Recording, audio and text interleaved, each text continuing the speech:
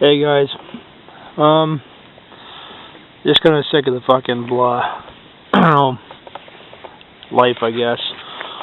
Right now I'm up in the Allegash River camping, at least in my mind anyway.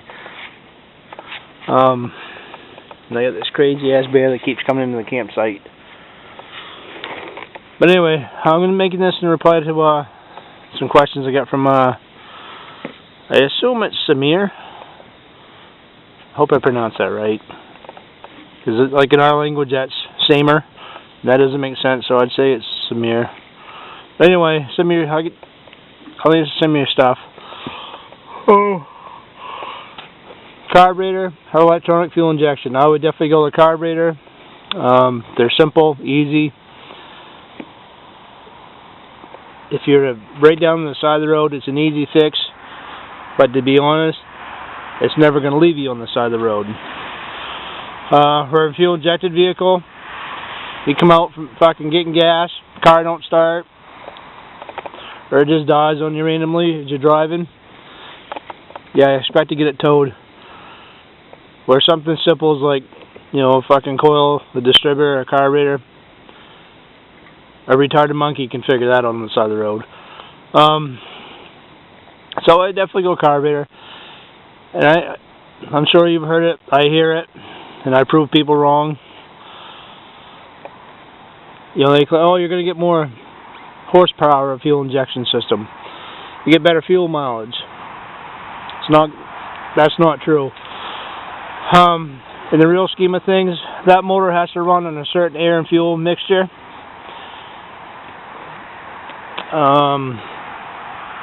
So a properly tuned carburetor is going to make the same horsepower, same EPA for fuel mileage as a fuel injection system, as long as it's set up right. Oh, the crazy bear is pooping. Anyway, so yeah, a carburetor, it doesn't matter. It doesn't come down to a carburetor and injector. It comes down to air and fuel ratio and air CFM that motor needs. And that's all that matters in the end. Trying to think what else. 6-inch rod, yes, I would go with a 6-inch rod.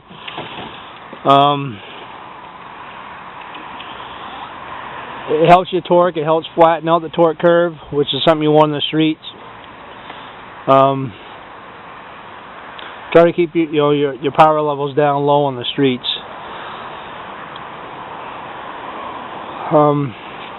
You've got a light car. Technically, you can put some good gears in that for fuel mileage, like 273, 308s, and build a torquey motor. You know, like that one that I did in the video, that 33. Make 500 foot-pounds of torque, and you're gonna get good gas mileage because of your gear, and that car's gonna come out of the hole like a fucking scalded tiger because you got 500 foot-pounds of torque in a light car. And you can drive that fucking thing anywhere, and it's going to have, it's going down the highway at 65, and it's only going to be at revving at 1,800, $2,000 maybe. And with those gears, it'll allow you to get good fuel mileage. You got to keep the overlap short on your cam. To do it, I would say probably around like 11-to-1 compression, aluminum head, maybe aluminum radiator. In the low 270 total duration cam on a, say, 111, 112 lobe separation, which cuts down on the overlap and will help build low RPM torque. There's several ways you can go. Transmissions. I used to have a Trans Am that I put a 5-speed in, and I absolutely fucking loved it, but the 5-speed can't handle any type of torque. If you're just going to drive it, that's fine. But if you're playing a beat on it, grab second gear and do some rollbacks, it ain't going to last. 6 speeds are pricey. They do make some that'll handle the fucking power, though. Turbo 350 built, that will handle it. The 400 will definitely handle it. 700 R4 would be nice because the overdrive in the lower, in the lower first gear. But you're going to spend some money on it to make it handle a good amount of torque and horsepower.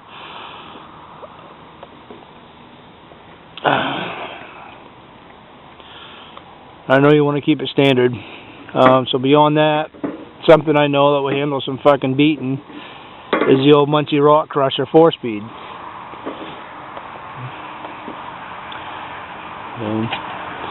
But that's all totally up to you. Anyway, I'm gonna eat my hot dog now. But if I get a chance, I'll keep replying to your video. I gotta look at your video again, see what kind of questions you answered. Asked. But yeah, I don't mind the questions. I don't give a shit. So, get a question, get a hold of me. But anyway, I'm gonna kick back now. Alright, Samir, I guess. I can't remember what I really hit on last time, so I'm gonna try to finish the video for you.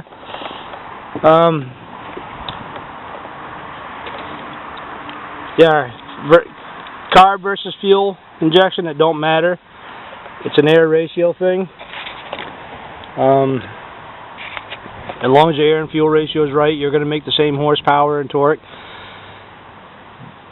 It doesn't matter if it's carb or fuel injection.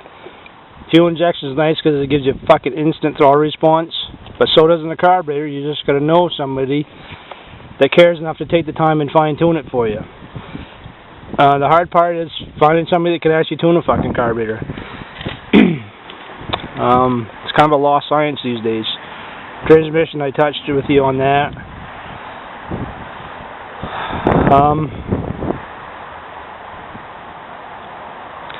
In a nutshell, torque makes you move. That's what you feel when you step on that gas pedal, is the torque. That's what gets your car moving. Horsepower keeps it moving. That's why I like to build motors with torque in them. I like to come out of the hole fucking hard. You have a light car, you don't have to make a lot of torque. That's why I'm in one of my replies in the video I told you you could go a step bigger in your cam than I went in that video. You could run like the 284 cam, and that's going to give you 500 horse. And it's also going to give you a lot of torque, but it's going to move it up in the RPM band a little bit. Now you can advance the cam and bring it back down. So if I was to do your car, that's probably the route I would go. Is I would do the 284 11-to-1 compression, and I'd install that cam advance 4 degrees, and I would leave your gears in it.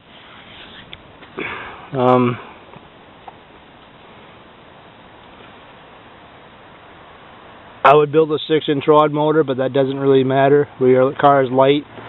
But I do like the 6-inch rod motors to get better VE, and that's volumetric efficiency. It fills the cylinders better because that piston comes down and stops while that crank is still making its bottom sweep. That piston's not moving with the 6-inch rod, and that will allow your cylinder to fill better.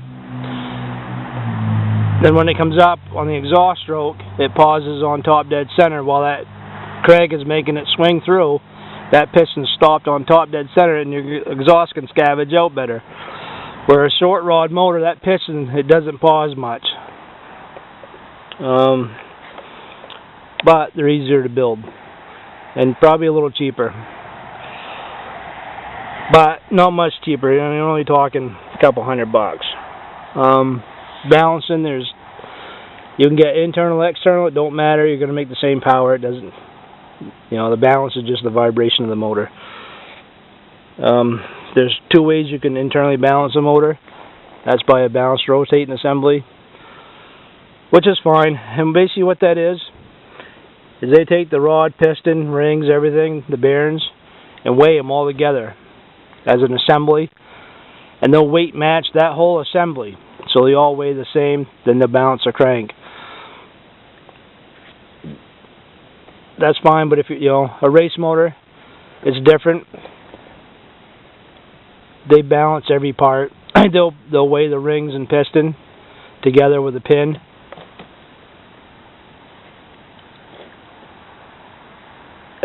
then he'll weigh the other one, and out of all of them, they'll take the lightest one and match the rest, and then they'll do the rods. Big end, small end, total weight. The problem with doing the rotating assembly part is most shops, when they balance them, they tend to take the weight off the big end of the rod. Well, the problem with that is when that's in there spinning, the big end of that fucking rod is actually spinning around, where the small end is just going up and down, same with the piston. It's not swinging. So ideally, you'd want that big end, you'd want them all the way the same. So it's nice to have a guy that would take the time to balance the parts individually, but it's expensive, it's time consuming. So, I mean, if you're not going to be blasting down the drag strip every day, a rotating assembly is fine. I recommend Scat. Eagle sucks. They used to be good when they first come out, and now they're just, I don't know, they don't care about the product anymore because, you know, like Etta brought, that they've made their money. Scat's always kind of been the underdog. Scats are making good parts. Their rods weigh within grams of themselves. I haven't seen a bent Scat rod. But I tell you right now, if I went out and bought a box of Eagles and opened them up, it'd be nothing to find one rod that's not straight. The cranks, it's the same. It's the same metal. It's the same process. There's no difference. 6-inch rod rotating assembly, Scat, you're talking probably $700–800. You said you got a block. I'd buy that block and I would do that motor. Anyway, I gotta get back to painting, but I guess that's about. I think that's all your questions. If there's more, or if I didn't answer them, let me know and I will. Whether it's, you know, I'll shoot you a fucking email thing or do another video thing. Don't matter to me either way. Keep me posted. You know, if you're gonna have this car done, make videos. I like to see them, especially when it's done. I want to see it go. That motor that's in the videos, I'm hoping to have that car here within a week or two for tuning. And when I do, I'm going to make a video of it. And I'm going to make a video of it being fucking driven. Not just driving around. I want to drive it like I own it. And I think you'll be impressed with that. Anyway, catch you later.